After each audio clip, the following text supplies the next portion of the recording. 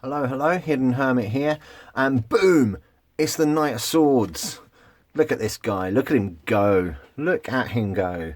The Knight of Swords is a cracking energy, it really is. You need to be wary of it sometimes, I do believe, if it comes up in a reading, but he's definitely, I always say he's the knightiest knight. So he really embodies that idea of a medieval knight. He's chivalrous. He likes action. He's brave, courageous. He's able as well. He can wield his sword while riding his horse quite hard. And I before I forget, I love the look on this horse's face. He's like, whoa! This guy's got, I mean, he's clearly on a mission, isn't he? He's clearly going into battle. And this horse here is like, whoa, oh my goodness. I'm not sure if I can handle this. Give me some hay first. So, yeah, the Knight of Swords. When we think about the Knight of Swords, or as the Hermetics have titled it, the Lord of the Winds and Breezes. So he's active, he's clever. We are in the suit of swords, so he has a mastery over his mind, and he uses his mind. He's courageous, skillful, daring, and clearly he's quite fierce. So yeah, a, a good energy to have on your side if you want to achieve something. Now, he is. All the knights embody the mutable energy astrologically. So, mutable air is indeed Gemini.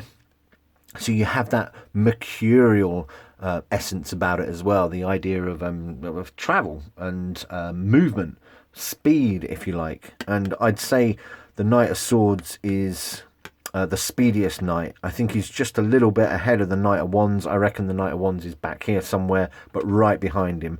Whereas the Knight of Cups and the Knight of Pentacles, they're off, wallowing in their hills and lakes or what have you. But the Knight of Swords is all about getting stuff done. Um, so yeah. I've mentioned the Knight of Wands. Now, that the Knight of Swords, he also possesses a little bit of passion, but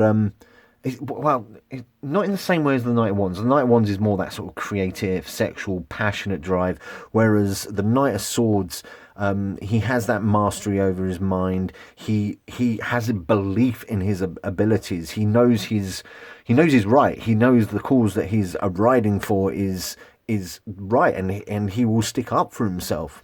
Okay, he could also, that Gemini energy of a quick mind, a fast talker, taking in a lot of information and being able to articulate it and process it in a very profound and I'm struggling to articulate myself here. I'm clearly not a Knight of Swords. But yeah, his quick mind and his quick intellect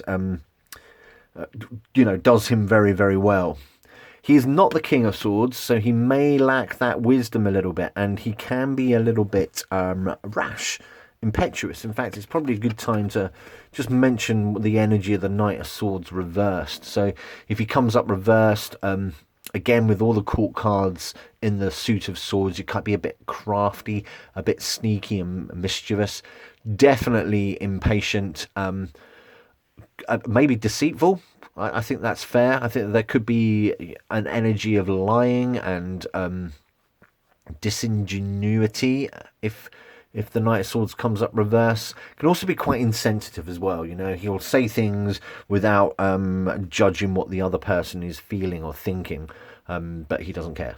He doesn't care. Much like a very profound Gemini energy. Geminis like to say things that could hurt people, but they've already moved on, whereas everybody else is smarting from their comments. That seems overly harsh. Don't worry though, I understand. So yeah, well, still a lot of cool things coming out of the reverse Knight of Swords. A lot of warnings. So this idea of perhaps you haven't thought things through. Perhaps if you're dealing with contracts, money, any sort of acquisition of some sort of goods, make sure you've thought it through.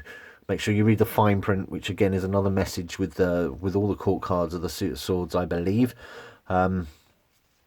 It might even suggest a little bit of confusion a bit of restlessness as well.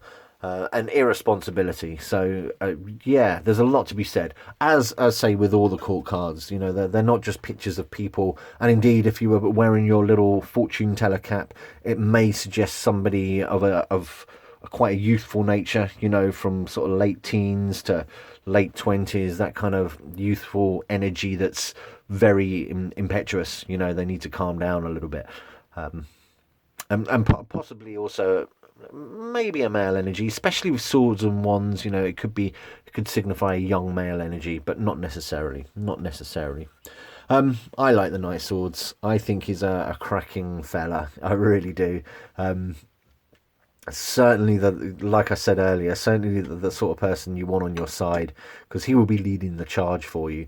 And indeed, if he does come, when he comes out in a reading, I'm always suggesting to the querent that just go for it, just you know, embrace it and go for it. You have no need to fear, because you have that mastery over your mind to a good enough sense, if you like. I think that's fair. I think that's fair. I'm going to leave you with that. There's probably a lot more that I could say about the Knight of Swords, but I'm not gonna, because these videos are supposed to be short. So thank you ever so much. That's the Knight of Swords from the Waite Smith. Thank you very much for watching. Now go.